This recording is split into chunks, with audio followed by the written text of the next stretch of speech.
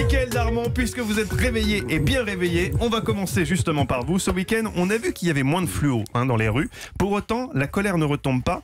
Et en fait, c'est maintenant que tout commence. Et oui, c'est parti pour une course contre la montre sur plusieurs fronts. Faire en sorte d'abord que les mesures annoncées soient effectives. La haute administration a fait de la résistance. Le gouvernement lui a tordu le bras. Les fameux 100 € de la prime d'activité seront versés en février et non pas en avril ou en juin. Malgré la décrue donc en nombre de manifestants, effectivement, la colère est toujours là. Et pour Emmanuel Macron, eh bien, l'enjeu est triple. Le pouvoir d'achat, la justice fiscale et le fonctionnement de la démocratie. Le chef de l'État décide donc de s'appuyer sur les maires des petites villes en prise directe avec la vie des Français. Il les rencontrera lors de son Tour de France. L'objectif est aussi d'élargir son assise et de sortir enfin du face-à-face imposé par l'Association des maires de France dirigée par François Baroin.